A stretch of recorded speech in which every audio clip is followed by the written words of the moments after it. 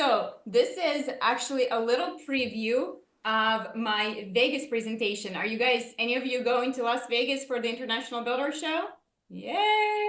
So I'm going to be presenting at the sales rally. So if you come to the sales rally, you'll already see what I'm presenting. Today, I want to talk about evolution of search. So many of you work in new home sales and marketing. So this will directly affect the way that you market your homes to consumers. So we're going to talk about some of the strategies for marketing people, for sales, as well as leaders. And even if you're not in any of those positions, don't worry, this information will still be very relevant to you because you are a consumer, and this will affect the way that you personally shop for anything. So let's get started. How many of you guys use ChatGPT as your primary search? Like if you're thinking like, I need to search something, you go to either ChatGPT, Claude, Perplexity, or one of those AI-powered search engines. Anybody?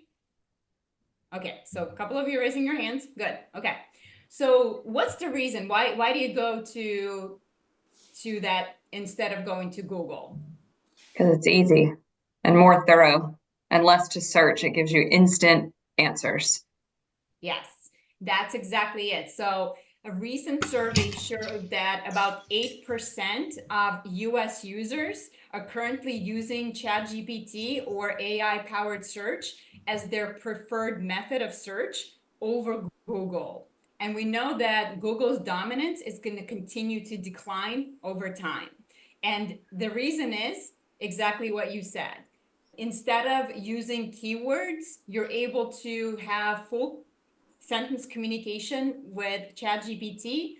And instead of going through website to search your answer, you simply view the answer that ChatGPT will provide for you, right? There's no need to click on any links to get that answer. And so as a result, many of you may have already noticed that there's been a drop in website traffic visits. And we're going to continue to see this pattern going forward as more and more people start to utilize AI-enabled search. So here's a quick evolution of search. What's happening? Everybody should be familiar with SEO, which is search engine optimization. This is the way that consumers have historically searched, right? So for example, if you're searching for new construction, you're limited to basically to 3 to 5 keywords to describe your dream home, right? Good luck with that. It makes it very difficult to describe what it is that you're actually looking for in keywords. And then it takes you to a list of websites. Usually it's the websites that show up are the ones that were able to pay the highest amount to rank for those keywords. So it may not necessarily be the best fit for the perfect builder for you, because the perfect builder may be a small builder that doesn't have the budget to rank on Google, but you're getting matched with basically top nationals because they have the biggest budgets and they're winning this business. So from a consumer perspective, it makes it very challenging to find new construction. And I think before we even get to the phase where consumers drop off during selection phase, because again, when it comes to new construction, it's a tedious process. We lose vast majority of our consumers before they even find us during the search phase, because it's finding a needle in a haystack, right? It's this unique home that you have to offer that you can put together on a lot, and all of the unique components that go into this home to make it uniquely yours. But consumers are limited to the 3 keywords, so it's very difficult for them to find that. And then as a consumer, how far down that list do you go? If you see Google, maybe you're going to go through the first 1 page. Maybe you're going to go to the 2nd page if you're really desperate, but you're probably going to stop there. So it's challenging experience for most consumers to find new construction. So what we're moving towards now, it's called more generative AI, ChatGPT. So the reason why it's called generative is because it generates information, right? So it uses natural language. We're no longer limited to 3 keywords. The beauty of this is now we can describe our dream home just like we would to a real estate professional. Just like I would sit down with my realtor and explain exactly what I'm looking for, I can use all those same words with ChatGPT. And it's going to return personalized answers for me. No longer I have to go and click through all the different links to find it. Now, ChatGPT has only been around for 2 years, but it's made incredible leaps and bounds over the last 2 years. If you think about it, now ChatGPT is able to understand not only words, but it can also understand pictures. So now you can drop an image into ChatGPT and you can use it as a reference, or you can ask it to find something similar. If you're looking for a new home, you can drop in the perfect image from your vision board and say, hey, help me find this. So the search is really evolving here. And the next phase of search that we're going to, it's called agentic AI. Agentic AI is taking ChatGPT a step further. So ChatGPT is really kind of like a personal assistant. It can return information for you, but it can't actually do anything on your behalf, where agentic AI can work independently from you. So you can ask it to complete tasks and it will actually do that for you without you needing to prompt it. So this is where we're going. And this future is not that far off. Just last month, at the end of January, OpenAI, the same company that released ChatGPT, introduced Operator. Have you guys heard of Operator? No. So Operator is only available right now in US, and it's only available to pro users. So it's a $200 a month fee. If you're a monthly subscriber, you have access to Operator right now. But just like all the other features, which they test with limited audience, they're going to start rolling this out to everybody else. So what can Operator do? Operator really makes ChatGPT look like a calculator. So right now, Operator is integrating with Airbnb, with OpenTable, and other companies.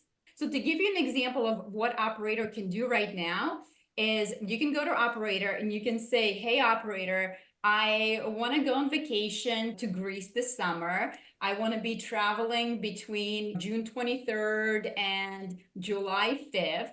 And I want to stay in a villa so that it can accommodate my large family. I want to be close to the sea. I want to make sure it has air conditioning. And I only want to see something that's really highly rated. And maybe it's near town. And what happens then next is, first, Operator understands you. So it understands you beyond keywords. It actually understands your intent. Next, Operator goes to work and it starts searching properties for you without you having to open a browser or move anything. It's working independently. And then when it finds the best properties for you, before booking it, it will show you. So you can say, yes, go ahead and book it. But it can actually book that for you. Or in an Instacart example, you can say, hey, Operator, I am planning a dinner party for 20 people. 5 of them are vegetarian and 7 of them are lactose intolerant. I don't know, making stuff up here. Suggest a meal that would work for everybody. And I want to make sure that it's themed with the new year of the snake. And go ahead and order all the necessary ingredients on Instacart. But I already have milk, potatoes, and rice. I don't need those ingredients. So it will not only suggest what to prep, but it will order ingredients for you in the right amounts. So when it arrives to your door, you can go ahead and cook that. So it's really taken a step of operating independently. That changes everything for marketing, for new home sales, because not far from now, operator is going to go mainstream, and that means operator is going to be the first line of defense when it comes to new home shopping. For marketing people, this means that you now have to speak two fluent languages. You have to speak bot and you have to speak human. Your website has to appeal to both bot and it has to tell emotional story to appeal to humans. So this is going to be really interesting transition because one of the things that we have to concern ourselves with is, can this bot see your website? And when it finds your website, can it actually understand what is on your website? It's kind of like if you had a book and the book was written in a language that you can't speak, operator is not going to understand that unless you speak its language. So that means all your data on your website needs to be structured for the operator to comprehend, for machine learning, first and foremost. This is crucial because if, like many of you, like Ariana, you're saying already you prefer ChatGPT. So for a new home shopper, if you're going to have a new home shopper who prefers to shop that way and they delegate everything to the operator, what's going to happen is, there's a realistic scenario where, say, somebody's in the middle of the night, says, hey, operator, I want to buy a new construction home. I want it to look like a Craftsman with 5 bedrooms, 3.5 baths in a northern suburb of Atlanta. I want to make sure I have at least an acre lot. Open space is really important for me. I have to have a home office, laundry on the first floor, and I want to be in a community that has a pool and a swing set for my kids. So then operator goes to work, and by morning time, you have a short list of builders who fit that criteria. And the operator's already made appointments for you to go visit in person. Now, not everybody is going to show up on that list. And the reason why they're not going to show up on that list is because operator may not understand your website. It may not understand your content. So bot understanding almost has to come first, but at the same time, your website also has to be appealing to human, because when that human reviews that shortlist in the morning, it still has to look presentable to human eyes, which is a very difficult thing to accomplish if you think about it, right? It has to tell emotional story for the human, yet it has to have all the information for the bot. So as far as marketing goes, there's going to be 3 big shifts that you'll have to stay on top of. So number 1, everything has to be searchable on your website. That means you have to have filters beyond a 3-bedroom, 2-bath. You want to think about what your ideal customers are searching for conversationally, including open concept, plenty of light, whatever those words they're using, it has to be searchable down to a granular search. Second thing is you cannot hide your information. We still see home builders who are holding back on pricing, who are still holding back on availability, and who are holding back on certain features because you want your customers to call you.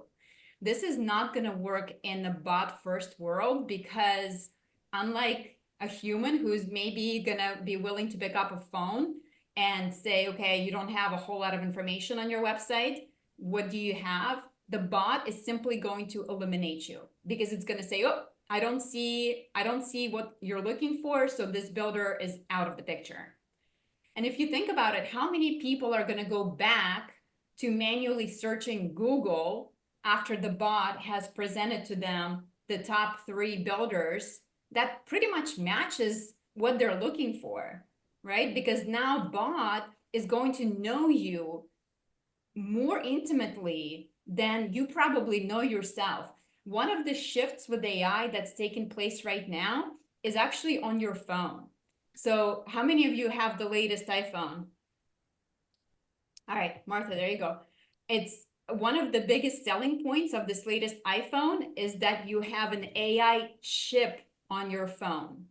That means every picture you've ever taken, every conversation you've ever had, every geotag that it's ever recorded. I mean, if you think about your phone's your life, right? Like I lost my phone last year in Vegas because I had a couple too many drinks. And I was like, oh my God, like you can't do anything, right? You can't call Uber, nothing. Like so if you think about it, it's gonna have data going back to whenever you got this thing.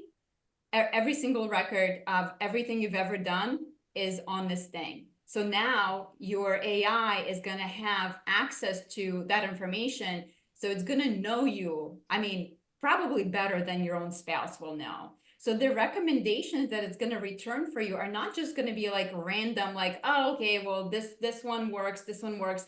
It's actually going to recommend things for you because, oh, maybe this builder is eco-friendly builder and I know how much Ariana cares about the environment. Or maybe this builder is a female-owned builder and I know how much you care about supporting female-owned businesses, right? So it's going to return those. So very few people are going to be like, whoa, let me go and see what Google says. No. So will this, I just have a quick question. Will this be like, are you saying you need to have it in sort of that main content on the website, or will it pick up tags like behind the scenes, right? Like Yes. maybe we add more content there so that it's picking up all of that, even though we might not have things customer facing. Exactly. Okay. So this is where the challenge comes in because your website, it still has to be attractive to a customer when the customer looks at it. So it cannot have all this gibberish, bibberish all over it, right? So everything has to be behind the scenes. It has to be data tagged. So everything has to be in a smart format that the machine can read it, but yet it still looks attractive to consumers' eyes when the consumer comes to your website. And lastly, interactive content. So interactive content fits into this because if you think about it, it's like a poster movie versus watching a movie, right? So your opportunity here is to turn your virtual tours into a gold mine.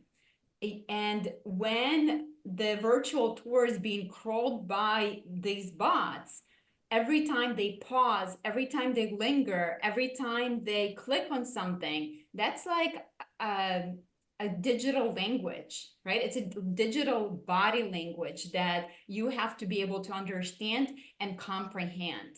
So it's a huge opportunity for home builders here. And the challenge for you is to create experiences that both bots and humans cannot resist. Like think of like if you guys want to go to Porsche's website, visit just for fun, even if you're not shopping for a Porsche anytime soon. So they're doing some really cool things with their interactive content where you can not only see their cars in different colors and in different interior packages, but you can actually hear the engine roar. You can see the car in different environments. So it's really visually stimulating. It's stimulating for all the senses, and it's really creating this experience that's unmatched. And that's exactly what you want. You want to create this experience that human or bot cannot resist. So here's an example of what we think this could look like in the future. So this is an interactive floor plan that's been data tagged. So let me see if I can read on the screen here a little bit. It says, okay, this is a great choice. Discover your dream home with the spacious floor plan featuring modern kitchen that opens a bright family room, yada, yada. The consumer asks, are there options on this floor plan? And the bot can see, oh, yes, there's an optional study. So you can transform your dining room into a versatile study, that smart layout option. And it also says, okay, there's also optional butler's pantry. So when you think about creating your content, everything from your website, the pictures, the text, your interactive content, your floor plans, everything has to be machine learnable. It has to be in a format that the machine can understand. So it has to be uniform. So for example, a sign for the door, right? Like what's the universal sign for the door that the bot's going to be able to understand? The dimensions, because again, if you're saying, hey, bot, I'm looking for a 2,300 square feet, guess what? When you have those dimensions in your floor plan, the bot can calculate the square footage of your home without it even being in the description. So that's the kind of content I'm talking about that you guys gonna need to really step up as marketing. Next, sales. So for salespeople, when your customers come in through the door, they're going to spend hours and hours talking to their bot. So they're going to know so much information about your floor plans, your layouts, your community than ever before. So the salesperson's role really is moving away from informational to what I call inspirational, because you have to be able to provide an experience beyond the bot, right? You're no longer just information. We withheld the information in the past. They have to come in, see the salesperson. Now I'm going to tell them all this information. No, the customers are going to come in. They're probably going to know more about your homes than you will ever know, because they've spent literally hours and hours on your website looking and playing around with all the different things. So what can you be doing? Number one, you have to use that pre-meeting intelligence. So when your customers come through the door, you better know, where did they spend their time, which communities they like the most, which homes they favored, which options are appealing to them. And your new value really becoming emotional intelligence. Your new value is to make sure that you're there to create that emotional connection with the customer and reassure them that, yes, you are making a right decision buying this home. You want to show them how other families are living in this space. You want to talk to them about a home site where the sun sets, the stuff that AI is not going to be able to tell them. That's where your value comes in. Just like in a Ritz-Carlton, they know when a customer walks through the door who that is because of their app tracking, but they leave all of this organization, booking, and everything else to AI. But what they concentrate on is that personal wow experience when the customer walks through the door. They learn to anticipate your needs and provide that out of an ordinary experience that is going to be unmatched by any AI. If you guys want to read a great book that stands the test of time, I'm sure many of you have read it already, is Unreasonable Hospitality, right? The example of the restaurant where somebody comes in and they already know who you are, they've checked you out on social media, and now they're able to cater to you specifically, creating those special experiences. That's what the roles of sales is going to be in the future. It's really not, oh yeah, we have the 3-bedroom, 5.5, whatever. You really have to move past that. For leadership, there's a couple of things that you want to concentrate on in order to thrive in this new world of agents. So number one, you have to create data infrastructure. So just like Spotify engine can predict what you're going to listen to next, and it can curate a perfect playlist for you, operator has to understand your homes on that level so that it can make appropriate recommendations for your buyers.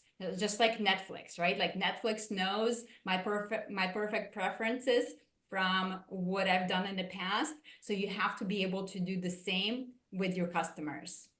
But it's a double-edged sword because customers are also very weary of how you use their data. So trust is going to be even more important here. A lot of people are willing to give up some of their personal information for personalization benefit.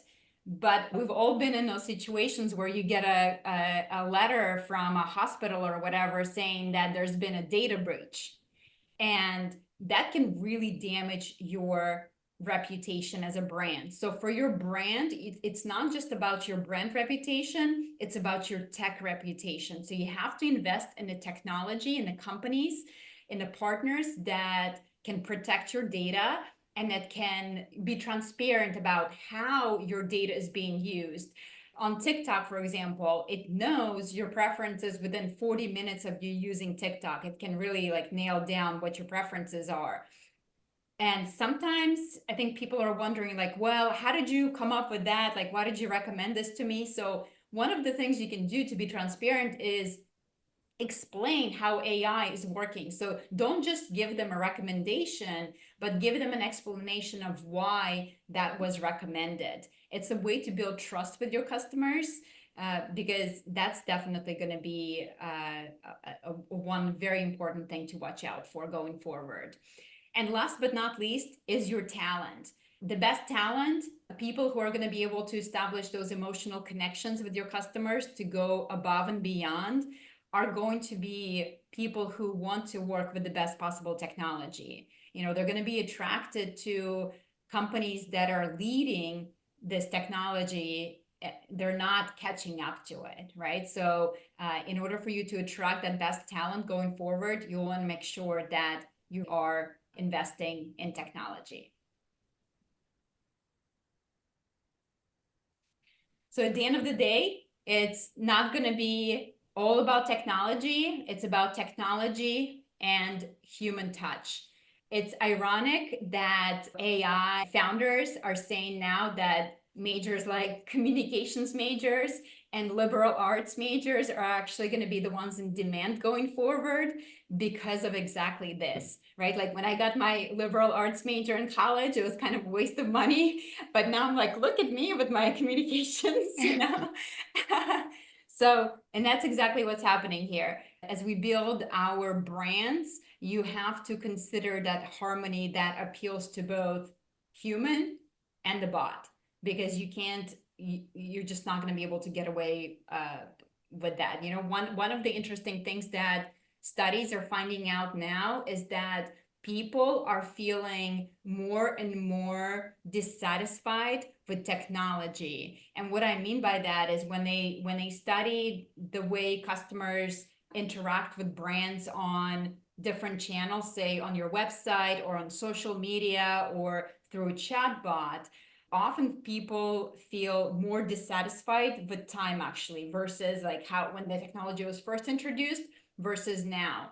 And if you think about it, it makes sense because it's such a disconnected and an impersonal experience. And the only channel where customers express that they are more satisfied with is a phone call, which I was like, really? Really, a phone call? But it makes sense, you know? Sometimes it just takes a human to figure it out.